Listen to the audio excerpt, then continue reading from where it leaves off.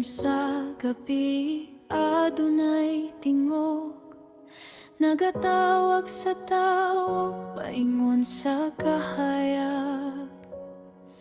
Ang hangin nagdala sa pahimanong, sunod sa Ginoo, ayaw paglingid.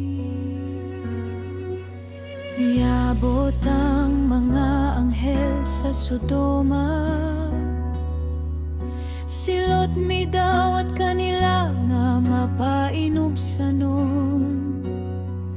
Kitanyagan og pagkaon o pahulay, samtang ang lungsod na lumos sa kadautan. Ang mga tao nangabot sa balay, puno sa sala ug madaog-daogon nga kasing-kasing.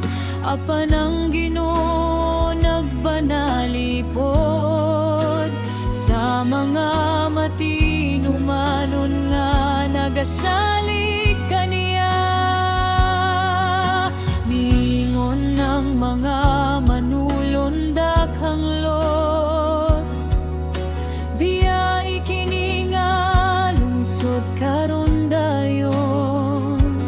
Kayang kalayo sa paghukom mo abot, tungod sa dakong sala sa katahan. Naglakaw sila ngadto sa kabukiran, nga adunay kahadlok apan may pagtuo. Apan ang asawa nilot milingi sa likod, ug nahimong haligi sa asin sa kalit lang. Ayaw paglingi sa nangagi, kung ang Ginoo nagtawag kanimo sa iyang kamot, adunay kaluwasan, ug sa iyang gugma adunay bagong kinabuhi.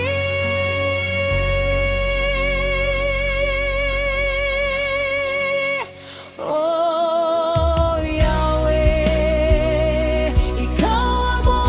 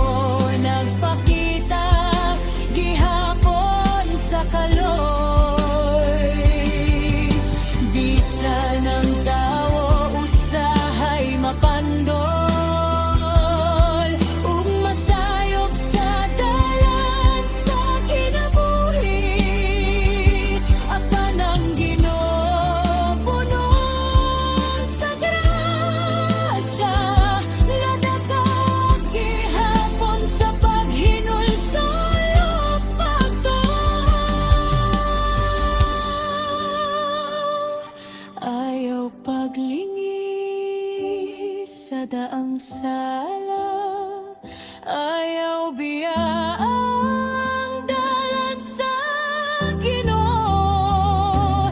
Sa iyang gugma adunay paglaom, ug sa iyang presensya adunay kalinaw.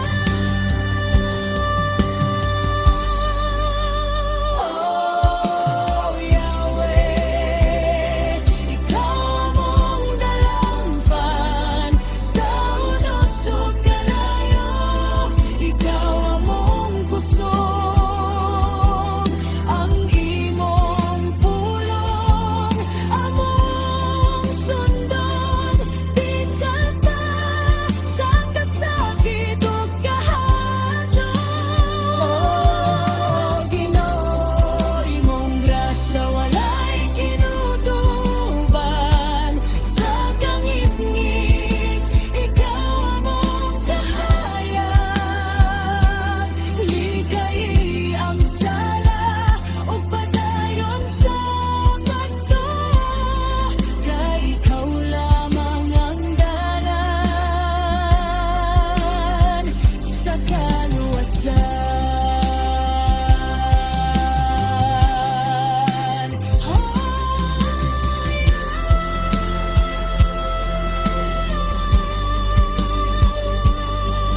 Sa kahilom sa hangin nadungog ang imong tingog, padayon sa pagtuo, ayaw paglingi.